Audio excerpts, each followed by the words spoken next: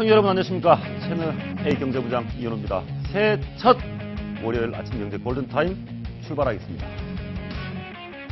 예, 북한의 무장 탈영병이 중국으로 탈북을 해서 조선족을 무려 4명이나 살해했다는 소식입니다.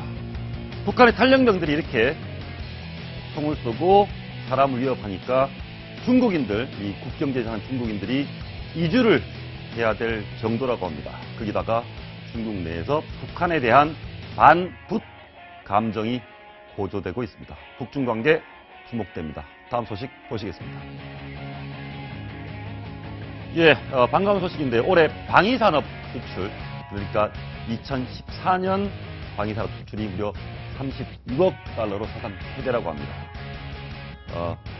배라든가 항공기 등 고가의 무기를 많이 수출했다고 합니다. 8년 만에 14배를 성장한 건데요. 이 정도면 무기 수출 세계 10위권이라고 합니다. 앞으로가 더욱 기대됩니다.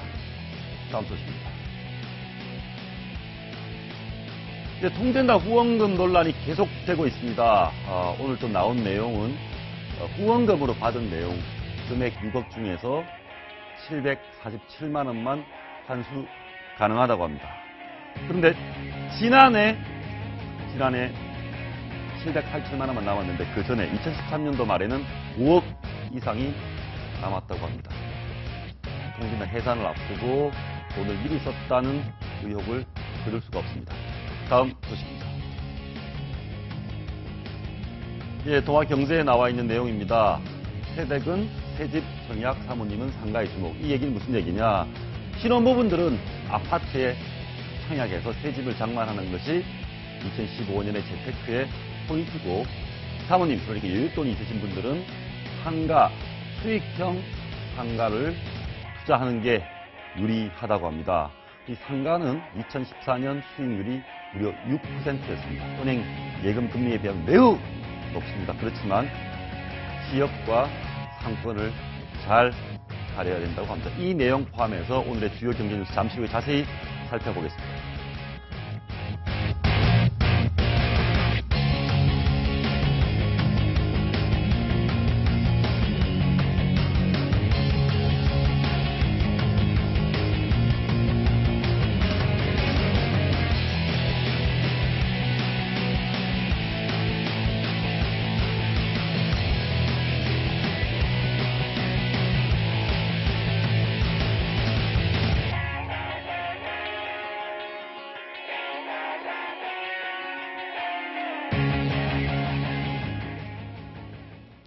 오늘 아침 뉴스 정철진 경제 칼럼니스트 김민지 경제부 기자 김태현 변호사와 함께 하겠습니다. 어서 오십시오. 네, 안녕하십니까.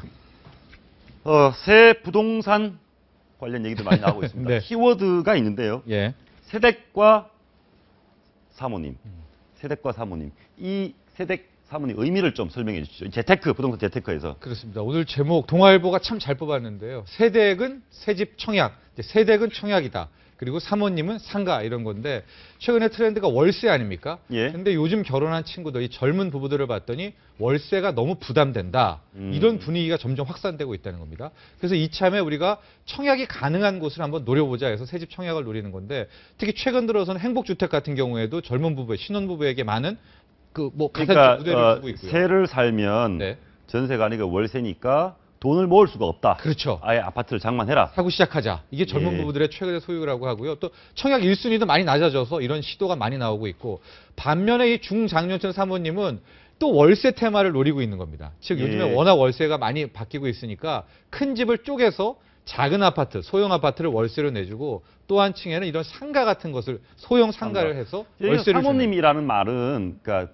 굳이 사모님 고유의 뜻이 아니라 여윳돈이 좀 있으신 분들. 그렇죠. 중장년층 세대를 하나의 이제 사모님으로 표현한 겁니다. 김 변호사님 여윳돈 좀 있지 않습니까?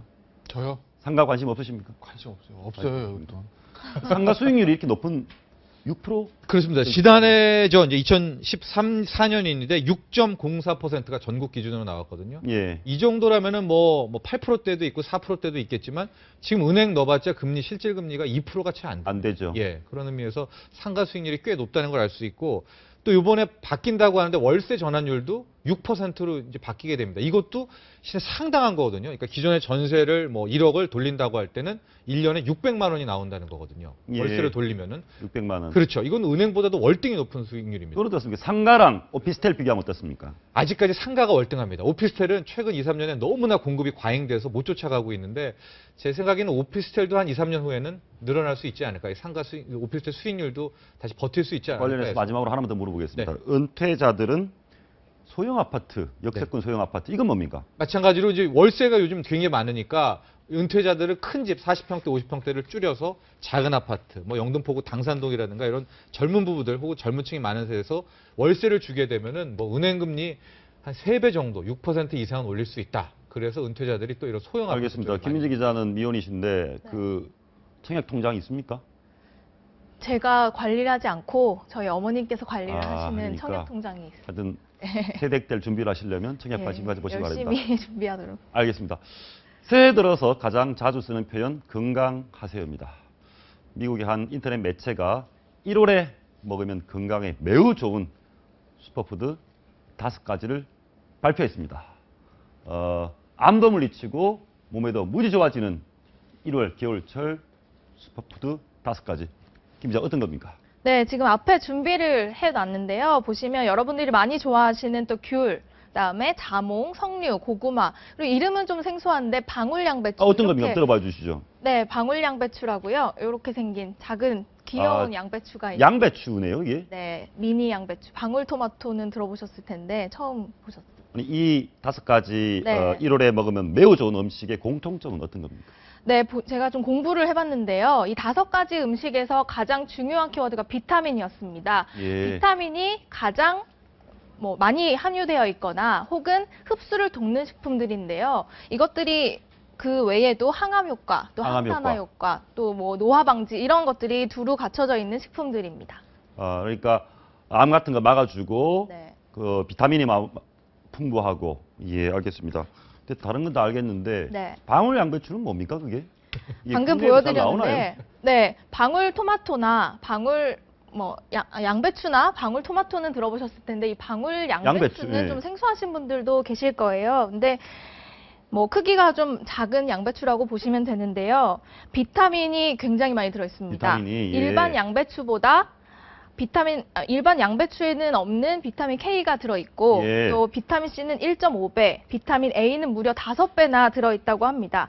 익혀 먹더라도 영양가가 굉장히 높은 식품입니다. 건조한 날씨 때문에 이제 아토피로 고생하시는 분들 많잖아요. 예. 거기에 굉장히 좋은 음식이라고 합니다. 알겠습니다. 이 뭐 백화점이나 마트 가면 잘 팝니까?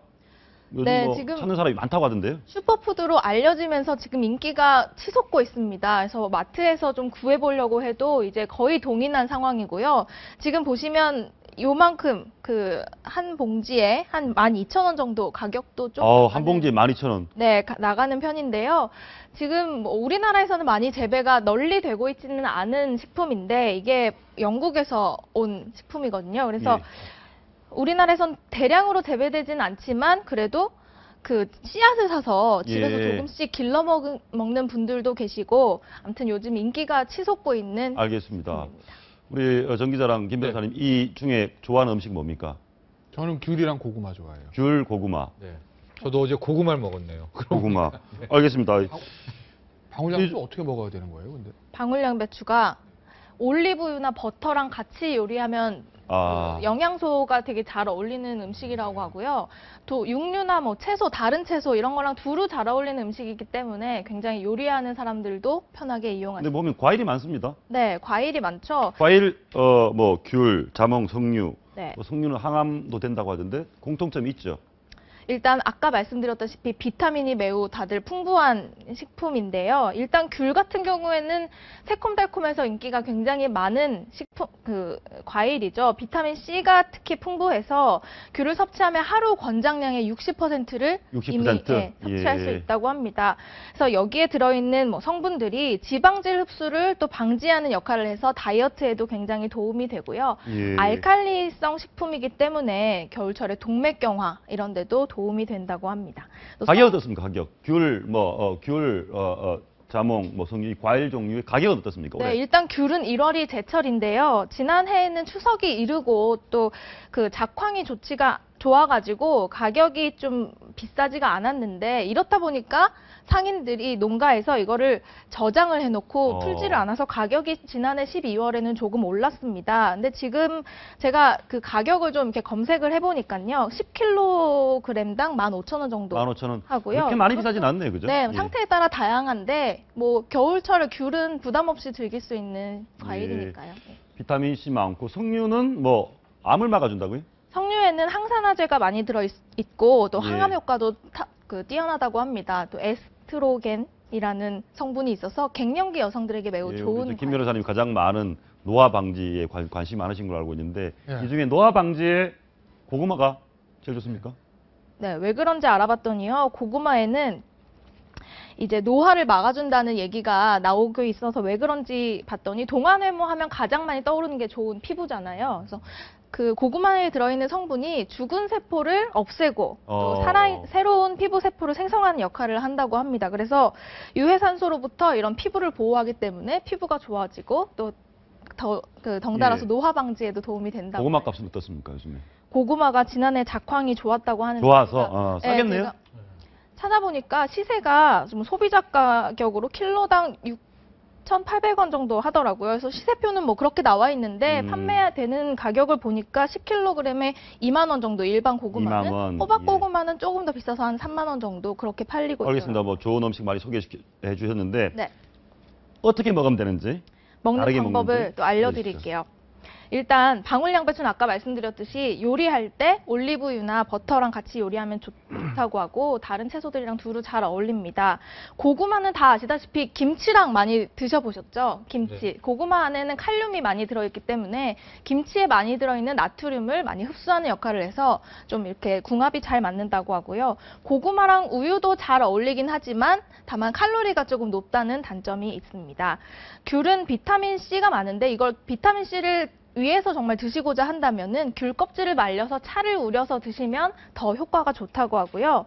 석류는 다른 과일들과 굉장히 잘 어울립니다. 토마토라든지 뭐 그렇군요. 딸기, 자두, 복숭아, 사과랑 같이 드시면 여성분들한테 특히 더 좋다고 하고요. 자몽 같은 경우에는 반대로 같이 먹으면 안 좋은 거를 좀 얘기를 드릴게요. 자몽은 약이랑 특히 고혈압 약이랑 같이 먹으면 좋지 않다고 합니다. 그래서 그 약 드시는 분들 좀 주의하시면 좋을 것 같습니다.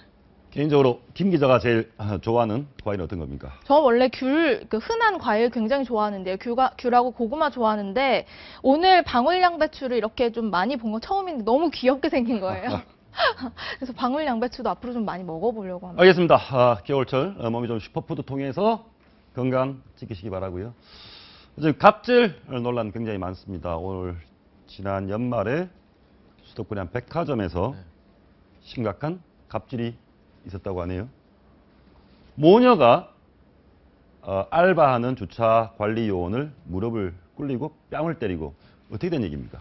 일단 사건 발생은 12월 27일 날 일어난 일인데요. 어제부터 빠르게 SNS하고 이제 온라인 커뮤니티에서 이게 확산이 됐던 글이었는데, 뭐 백화점 관련해서는 여러 가지 뭐 강남에 뭐 어떤 백화점다 이렇게 나왔는데 최종 확정이 됐습니다. 그래서 경기도 부천의 현대백화점, 그러니까 현대백화점 중동점이라고 하는 곳인데 이 지하 4층에서 이제 알바생들이 당시에 이제 12월 27일이니까 워낙 바쁜 때 아닙니까? 그래서 이제 아마 백화점 가신 분들 알 겁니다. 내려가시라고 했는데 왜 우리한테만 내려가라고 하느냐 하고 불손하게 내려가라고 했다 해서 이 모녀가 내려서 해당 알바생을 뺨을 때리고 무릎을 꿇리고 사과를 받아냈다. 그래서 이제 이 글은 그 해당 알바생 남자인데 그 누나가 글을 올렸고요. 지금 한 시사 프로그램에 전문 뭐 사진과 함께 내용들을 고발했다. 여기까지입니다. 아니 주차할 곳이 없으면 내려가라 당연한 거 아닙니까? 그렇죠. 네. 김 이게 뭐 처벌할 방법도 없나요? 고소 못 합니까? 이건 뭐 뺨 때려서 폭행인 거고. 예. 그다음에 또 우리 조연아 씨 때도 나왔잖아요. 업무방해인 거죠. 업무방해. 네. 아 그렇군요. 저 모녀가 그 연말에 그 조연아 씨 땅콩 그 갑질에 대해서 우리가 종편에서 많이 보도할 때 그걸 보면서 뭐라고 그랬겠어요. 아 조연아 이해돼 이랬겠어요. 저런 뭐 재벌딸이라고 직원 데리고 갑질한다 그렇게 분명히 이제 비난했을 거라고요. 본인들은. 예. 근데 본인들도 저런 짓을 하잖아요. 그러니까 정말 이렇게 우리가 그 남이 하는 거에 대해서 이제 굉장히 엄격하게 하면서 자기한테는 이제 관대한 이런 좀 습성을 좀 빨리 버려야 되지 않을까? 저는 그렇게 보고 싶어요. 내용을 보면 본인은 잘못하지 않았는데도 다른 사람의 피해가 갈까봐 무릎을 꿇었다 이렇게 돼 있는 거죠. 그렇습니다. 또 지금 뭐 네티즌 보면은 왜 관두지 않았느냐, 그 자리에서 항의하지 않았느냐 그랬는데 아마 이 알바 학생 같은 경우에는 자신이 그렇게 함으로써 백화점에 피해가 갈까봐 이런 책임감 때문에 관뒀고요. 당초는 더 근무할 수가 있었는데 사건 당일 아마 이 백화점 알바를 그만뒀다. 백화점의 VIP라는 사람들이 어떤 사람들입니까? 근데 지금 확실한 게 이 과연 이 모녀가 VIP인가 아닌가 그거는 알 증명은 수가 없다. 안 돼 있고요. 보통 일반적으로 뭐 이 현대백화점 같은 경우에는 연간 뭐 얼마를 썼을 경우에 무슨 레벨을 정해서 뭐 발레 서비스라지 여러 가지 이제 혜택을 주게 되는데 지금 이제 의문이 제시되는 게 정말 VIP였다면 몰고 지하 4층까지 안 내려오거든요. 아, 그렇군요. 예, 발레를 분명히 맡겼을 텐데. 그래서 정말 이 모녀 VIP가 맞는지 이게 행패를 부린 게 아닌지 이제 곧 밝혀지게 될 것 같습니다. 그런데 지금 알바생의 뺨을 때린 것은 딸입니까? 엄마입니까? 지금 딸이라고도 하는 게 있고 엄마라고도 딸, 하는데 지금 딸이 그러니까 심한 욕설을 주로 했다라는 얘기들이 많이 나오고 있습니다. 20대 딸이 20대 딸이 욕설을 하고 폭행을 하는데 네. 엄마는 보고 있었다는 보고 그런 있으면서 얘기죠. 편을 들어. 네. 이 사건이 어떻게 끝날 것 같습니까? 이게 뭐 조사를 해야 되는 거 아닙니까? 이렇게 이제 어차피 언론에 보도가 되고, 뭐, 시사 고발 프로그램에서 또 이제 보도할 것 같아요, 지금 보니까. 그렇게 되면 경찰로서는 수사 안 할 수가 없죠. 어쨌든. 수사 안 할 수가 없다. 폭행 혐의, 그 다음에 업무방해 혐의. 사실은 비행기만 아니면 뭐 조현아 씨 행동과 같으면 같았지, 뭐 다른 건 아니거든요. 예. 장소가 비행기에서 주차장으로 바뀐 것 뿐이죠. 당연히 수사해야 될 겁니다. 수사를 해야 된다. 알겠습니다. 이제 갑질 2015년에는 이런 말 좀 그만 들었으면 좋겠습니다. 담배값. 두 분 다 담배 안 태우시죠? 네. 오르면서 뭐 두 분 걱정이 없으실 텐데 계비 담배를 뜯어서 하나씩 파는 게 네. 굉장히 확산되고 있다고 합니다. 그런데 이 불법 맞습니까? 어제 오후 늦게에 기획재정부에서 발표를 했죠. 그 기획정부 얘기는 현행 담배사업법에 보면 뭐 포장을 뜯거나 내용물을 바꿔서 판매해서는 안 된다 이렇게 돼 있다. 만약 그거를 위반하면 영업정지 1년 처할 수 있다. 그렇기 때문에 불법이다라고 이제 기획정부 얘기를 한 것인데 그러면서 한마디 덧붙인 건 그럼에도 불구하고 영세 상인이나 어떤 그 소비자들의 어떤 권리들을 생각해서 단속 계획은 없다. 이렇게 기획정부가 어제 오후 늦게 발표를 했습니다. 이게 한갑 팔면 돈이 좀 남나 보죠? 그렇죠. 300원이니까 6,000원 아닙니까? 근데 지금 4,500원이니까 소매업소 입장에서는 한 갑당 1,500원이 추가 수익으로 잡히게 되죠. 한 갑당 1,500원. 그래서 정부는 그러면 저는 반차겠다는 건가요?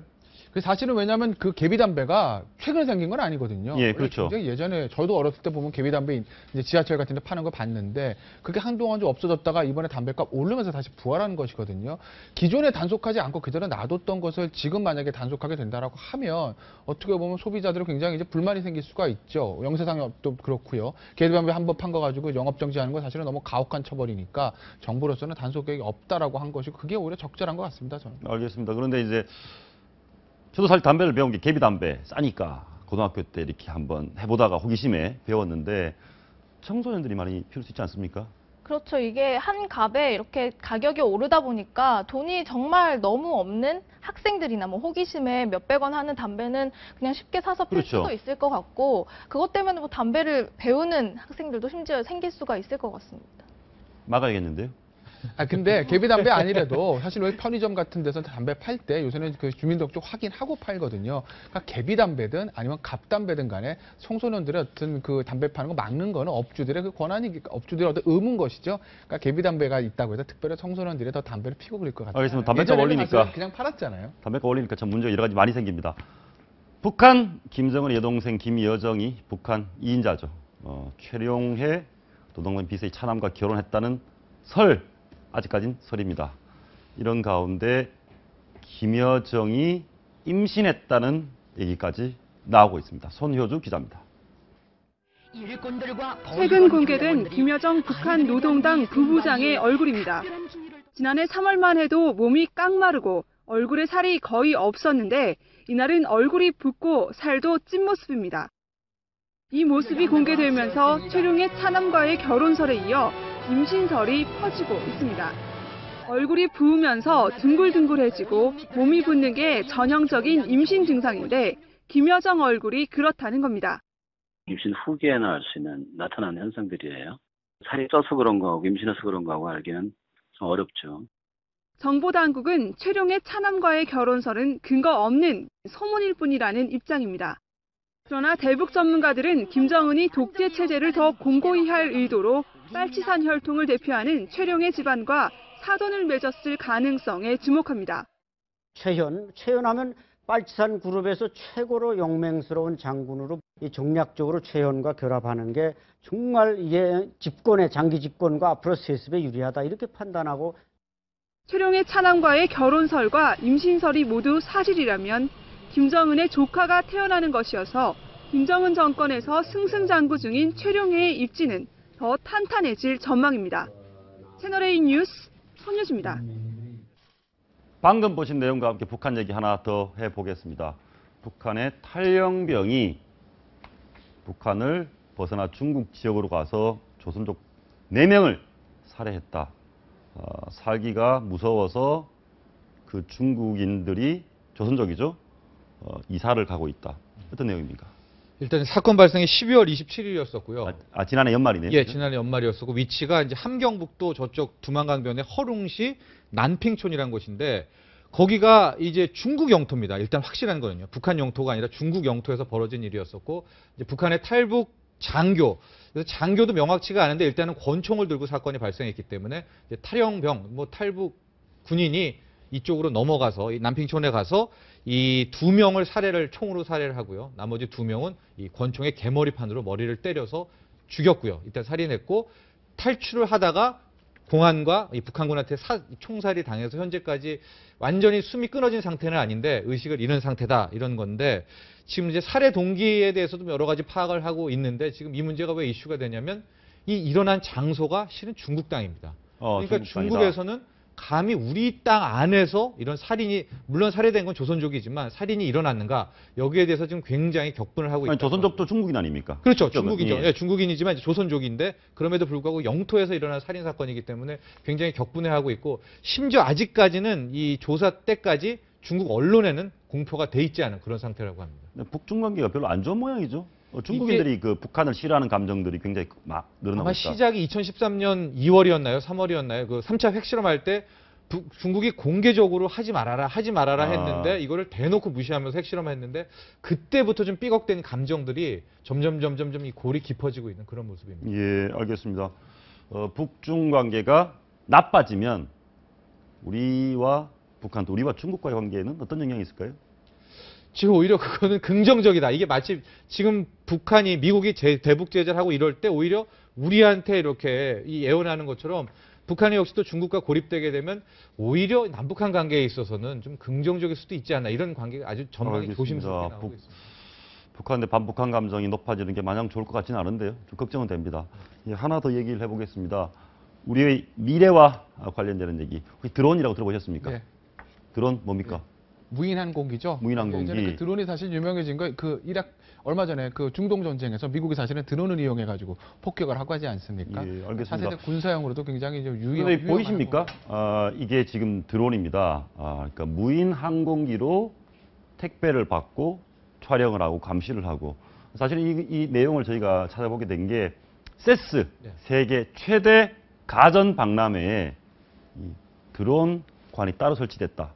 어떤 내용입니까? 오늘 세스가 개막합니다. 오늘 밤에 개목을 하는데 이번에 올해 세스의 테마가 하늘이랍니다. 하늘, 스카이. 그래서 예. 이 드론이 전격적으로 이제 출시가 되는데 왜 드론이 지금 주목받냐면 그동안에 미국에서는 이 드론을 엄격하게 군사용으로만 통제를 해왔습니다. 그런데 2015년부터 이제 상업용 허가되는 첫 번째 해가 되기 때문에 그동안에 이 상업용에 만들고 있던 드론 회사들이 앞다퉈 이 세스에 이 물건을 내놓고 있는데 우리 이훈우 부장 말씀하신 대로 핵심이 유통입니다. 그래서 아마존 같은 경우에는 이미 국내에서도 우리 한국의 드론 전문가도 싹쓸이를 하고 있거든요, 스카웃을.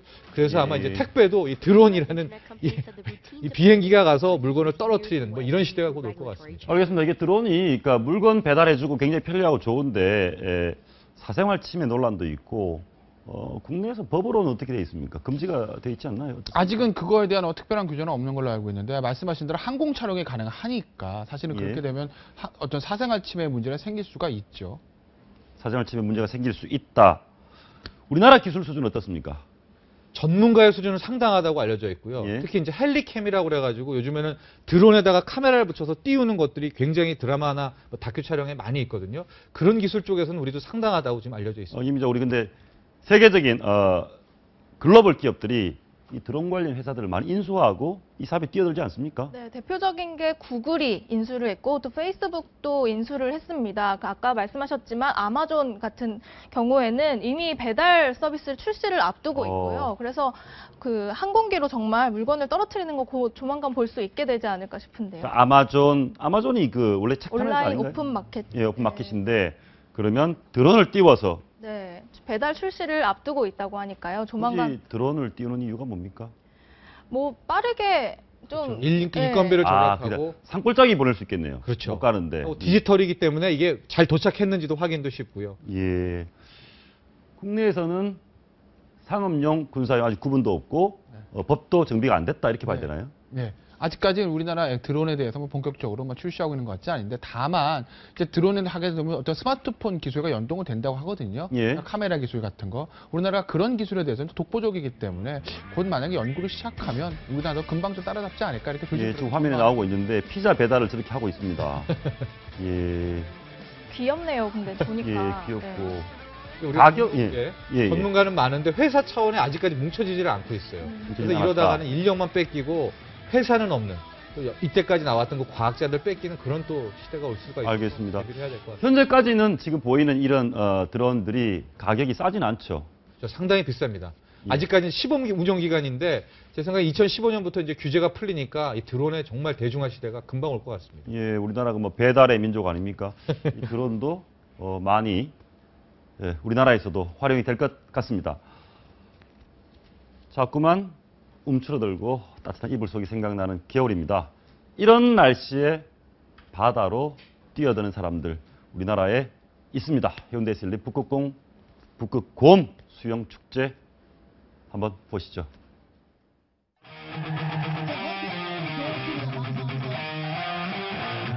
칼바람을 맞으며 옷을 훌훌 벗어던진 사람들. 한순간의 망설임도 없이 바다로 돌진합니다. 겨울을 기다려온 국내외 참가자 3천여 명이 북극곰 수영축제를 즐겼습니다. 발만 담그기에도 차가운 바닷물이지만 이곳 분위기는 여름 해수욕장처럼 뜨겁습니다. 축제를 즐기다 보니 올 한 해 어떤 어려움도 다 이겨낼 수 있을 것 같습니다. 느낌은 짜릿하죠. 새해 소망은 다른 거 없습니다. 우리 가족들 뭐 다들 건강하고. 영국 BBC 방송이 북극곰 수영축제를 세계 10대 겨울 이색 스포츠로 선정하면서 외국인들도 단골 손님이 됐습니다. It's really good because I always wanted to swim in the winter, so this was the first opportunity I got. So it was a wonderful experience, all the people and everything. So it was really good. 참가자들의 열기로 해운대 앞바다는 한여름보다 더 뜨거웠습니다. 부산일보 박재익입니다. 네, 오늘 아침에 주목한 이슈 박상헌 공간과 미디어 소장, 전 청와대 행정관 이양수 정치평론가 그리고 김태현 변호사 계속 함께 하겠습니다. 어서 오십시오. 네, 안녕하십니까. 첫 번째 이슈 한번 보시고 얘기 나누겠습니다. 보시죠.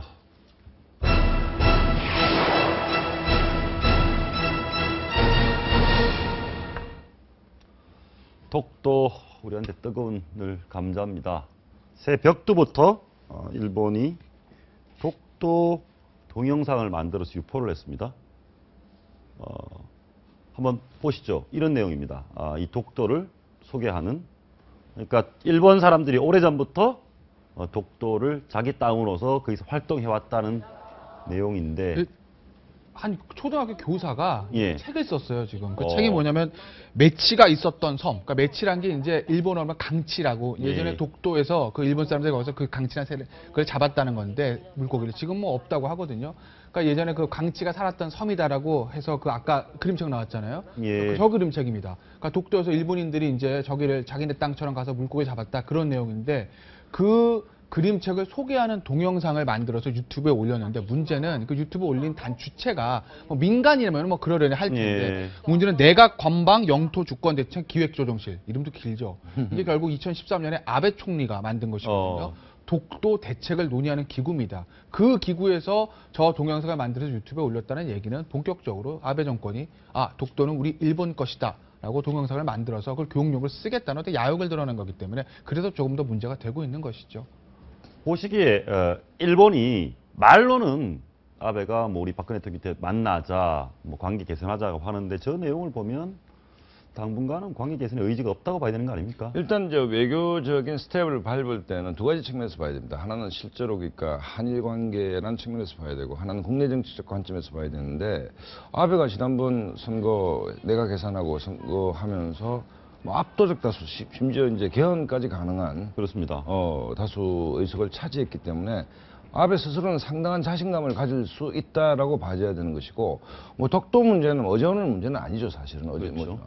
아닌데 실제로 이 문제가 굉장히 복잡한 게 뭔가 하면 이거 민족 감정의 문제 우리가 사실상 실효적 지배를 하고 있지 않습니까? 그렇습니다. 실효적 지배를 하고 있는데 국제재판소로 갔을 때는 또 다른 측면이 있을 수 있는 것이거든요. 예. 그렇기 때문에 어쨌든 뭐 크게 보면 결전에 대비해서 명분을 축적하는 것일 수도 있고 예. 아베의 자신감의 발로일 수도 있는데 다만 올해가 한일 수교 50주년, 60주년입니까? 뭐 예. 50주년 되는 해인데 한일 관계가 갈수록 꼬인다 지금. 그러니까 일본이 지금 당장 한일 관계를 개선할 어떤 특별한 의지는 좀 없어 보인다. 없어 뭐 이런 보인다. 생각입니다. 예, 알겠습니다. 저 일본이 그 독도 문제와 그다음에 지금 중국과 또 영토 분쟁을 그렇습니다. 일으키는 조대가 있지 않습니까? 거기에 대해서는 또 이중적 태도를 보여요.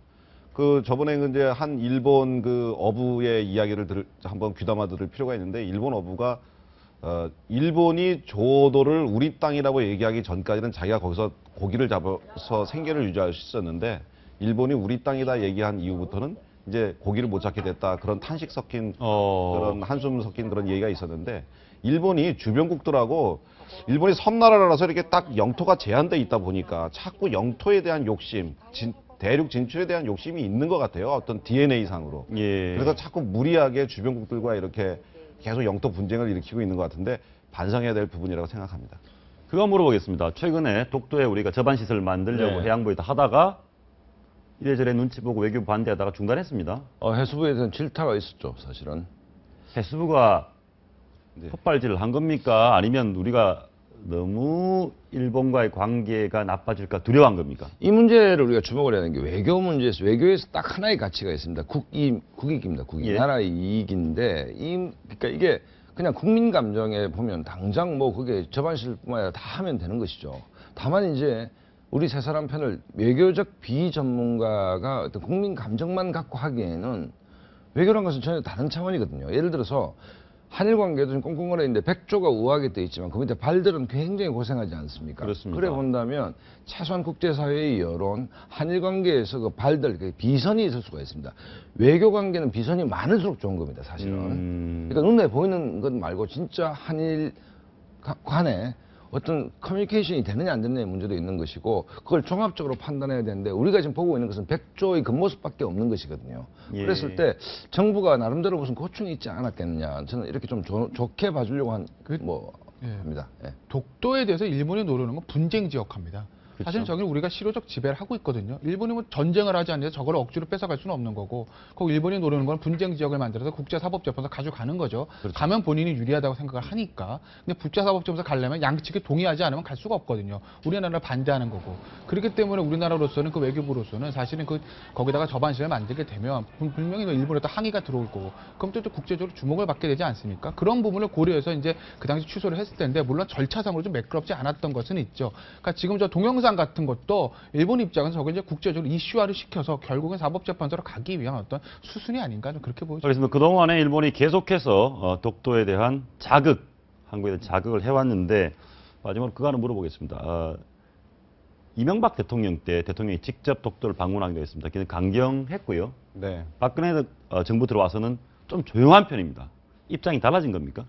원래 독도 문제는 그 과거부터 이제 조용한 외교, 소리 없는 외교 정책이 원안이었습니다. 그러다가 이명박 정부 때 독도를 직접 방문함으로써 이게 이제 상당히 좀 소리 없는 외교보다는 이제 확실한 우리 주권을 가지겠다 이제 그런 외교로 좀 바뀌었었는데 박근혜 정부에서는 이것이 분쟁 지역화되는 것은 절대 반대를 하고 있고요. 그리고 지금 북한 문제를 앞두고 있어서 주변국들의 어떤 도움이 상당히 절실한 상황이라서 나름대로 좀 조용히 풀어 나가려고 하고 있는 것 같은데 문제는 이제 일본 아베 내각이 워낙에 강경 극우 보수 정권이라 다루기가 쉽지 않다는 데 문제가 있는 것 같습니다. 알겠습니다. 정부가 슬기롭게 대처를 해줬으면 좋겠습니다. 다음 이슈 한번 보시겠습니다.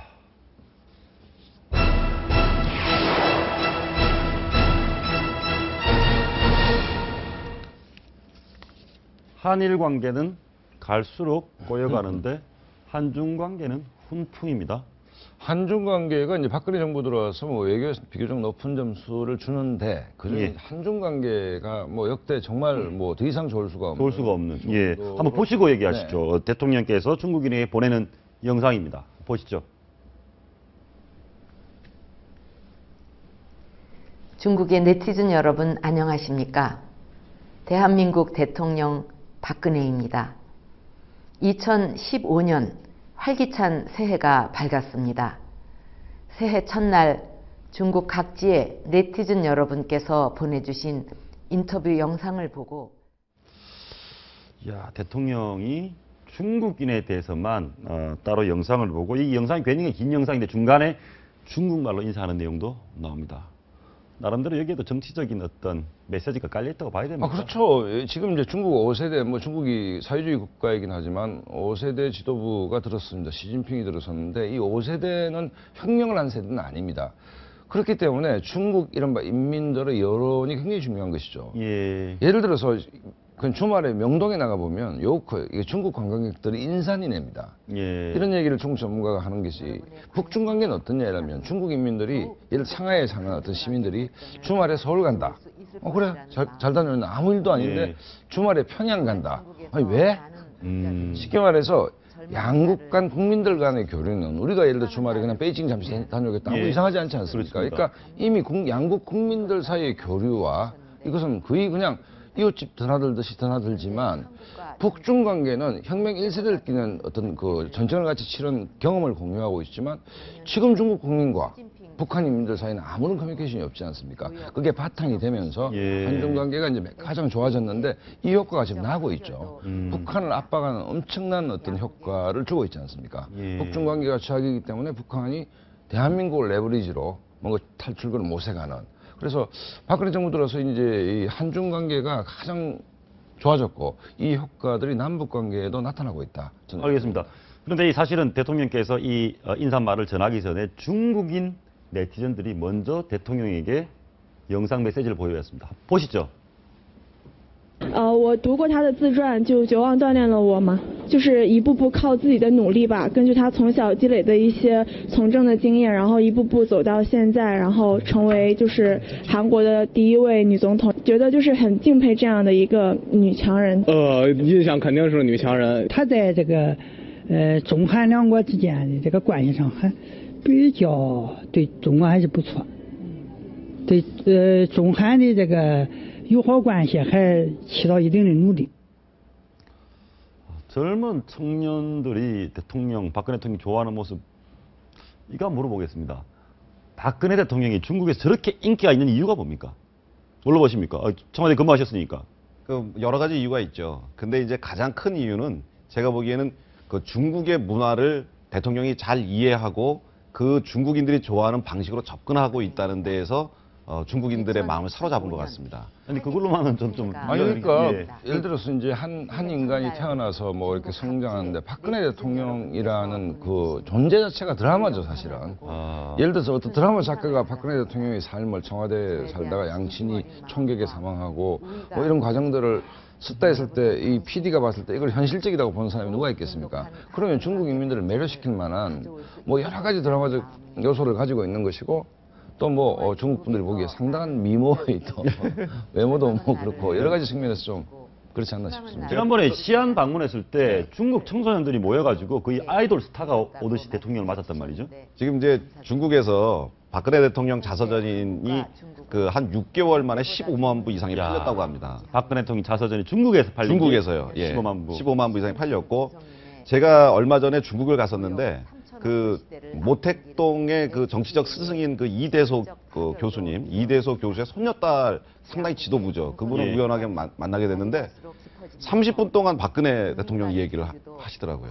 그게 그래서 제가 정말 차고 있던 박근혜 대통령 시계를 풀어서 선물로 드릴 수밖에 없었어요. 등소평이 개혁 개방을 할 때 중국 공산당 내에 비밀 회람 문건이 있습니다. 그게 박정희 대통령 방식의 경제 성장 그 계획이었습니다. 등소평이 개혁 개방을 할 때 중국 당내 지도부들끼리 회람했던 박정희 대통령을 모델로 삼았다. 그렇죠. 중요한 비밀 문건이 자체 제작한 비밀 문건이 경제 성장에 대한 박정희 대통령의 전략이었다. 그런 만큼 당 지도부들은 뭐 박정희 대통령의 따님이니까 박근혜 대통령에 대해서 굉장히 우호적이면서도 친근한 느낌을 가질 수밖에 없는 것이죠. 예, 친근한 가질 수밖에 없다.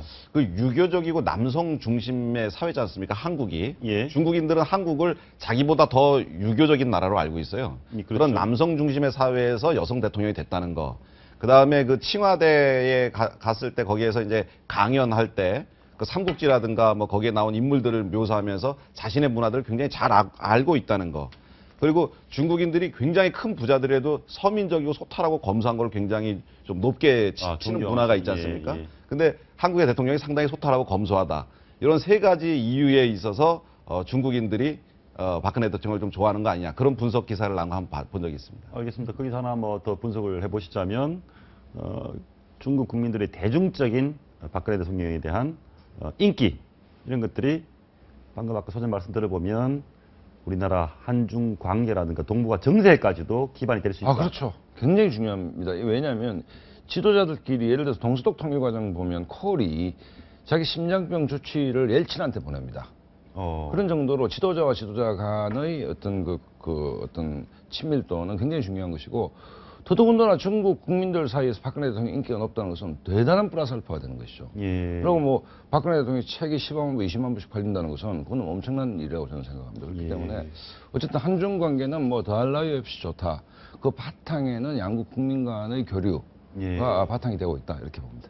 일정 정도 그런 부분이 또 있습니다. 우리나라 지나치게 중국 관광객들이 많이 오고 우리나라 경제에 기반이 되다 보니까 우리나라 경제가 중국에 예속되는 게 아니냐라는 우리도 많이 있거든요. 근데 관광객이 오는 건 사실 예속되는 건 아니고 물론 뭐 그런 문제는 있죠. 이제 교역의 3분의 1이 거의 중국이고 하다 보니까. 그러니까 중국이 우리나라가 더 이상 이제 어떻게 할 수 없는 가장 큰 교역 파트너여서 뭐 정치와 군사는 미국, 뭐 경제는 중국 뭐 이렇게 하지 않습니까? 결국은 그건 거스를 수 없는 대세인 것 같고 이제는 우리가 이제 중국의 어떤 추격, 관광보다 기술적인 어떤 뭐 스마트폰이라든지 그런 중국의 추격이 거세인데 그거를 이겨내는 방법은 우리 스스로 만들어야 될 겁니다. 알겠습니다. 그 관련해서 하나만 더 마무리로 물어보겠습니다. 한중일 관계에서 지나치게 한중이 좋고 지나치게 한일이 나쁘다. 이 부분은 좀 균형이 좀 우리가 균형제 역할을 하면 좋겠지만 최근은 어쨌든 아베의 문제죠. 예를 들어서 저렇게 이제 한중은 공동의 피해자 아닙니까? 공동의 피해자인데 일본의 가해자 일본이 계속 저런 자세를 유지한다면 한중은 더 가까워질 수밖에 없죠. 그것은 귀책 사유가 일본에 있는 것이지. 한중이 가까워졌는데 우리가 뭐 일본이 계속 독도 문제라든지 우리 위안부 할머니 문제라든지 과거사 문제에서 저런 자세를 갖는다면 우리 정부가 어떻게 더 이상 일본과 가까워질 수 있겠습니까? 중국과 가깝게 손을 잡고 일본 압박할 수밖에 없다. 그렇죠. 예, 알겠습니다. 다음 이슈 한번 보시겠습니다.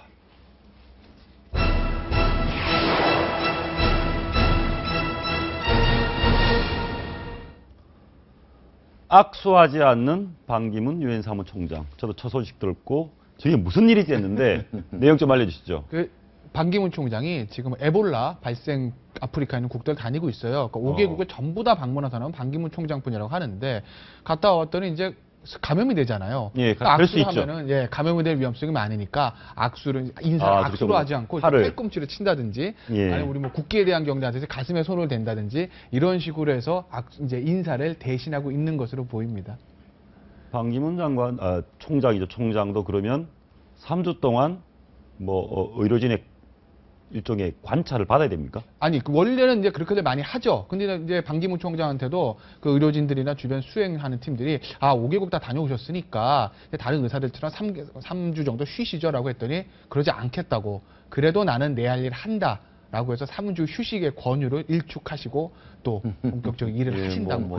손녀가 찾아왔는데 손녀를 안아주지도 못했다. 그런 얘기도 있고요. 뭐 입맞춤이나 뭐 이제 몸을 접촉을 하면 감염 우려가 있으니까 그랬는데 그 업무는 뭐 21일간 재택근무를 주변에서 청했는데 지금 김 변호사님 말씀하신 것처럼 거기에 다녀온 다른 의료진들이나 자원봉사자들이 자칫 3주 동안 아무것도 못할 수 있지 않냐. 내가 그렇게 하면. 그래서 이제 뭐 일을 하겠다고 그러셨는데 그래도 매일 하루에 2번씩 계속 온도하고 뭐 체온하고 이런 예. 것들을 갖다가 보고하고 있다 그러더라고요. 그래서 반기문 총장이 악수하지 않는다는 게 뉴스가 될 정도로 네.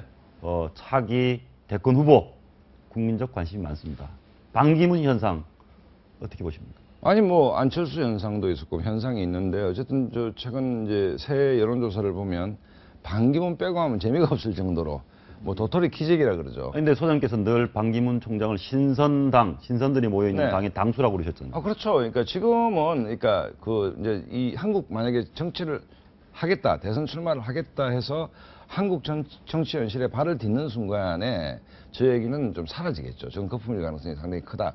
저 얘기는 어떻게 해석해야 되느냐면 누구나 다 하는 얘기지만 역시 이제 현실 정치에 대한 불만, 국민들의 불만이 안철수를 통해서 투사됐다가 이제 안철수 뭐 의원의 현실 정치력을 보고 이제 반기문 쪽으로 옮겨가는 게 아닌가. 거기다가 이제 저런 뉴스들은 그야말로 선한 이미지잖아요. 뭐 그렇죠. 에볼라 발생 지역을 가고 하는 유엔 사무총장이 특별히 뭐 적이 생길 만한 뭐 그런 자리는 아니지 않습니까? 그렇기 때문에 어쨌든 현상이 있는 것이고 또 하나 이제 재밌게 보는 것은 누가 반기문을 기다리고 있느냐.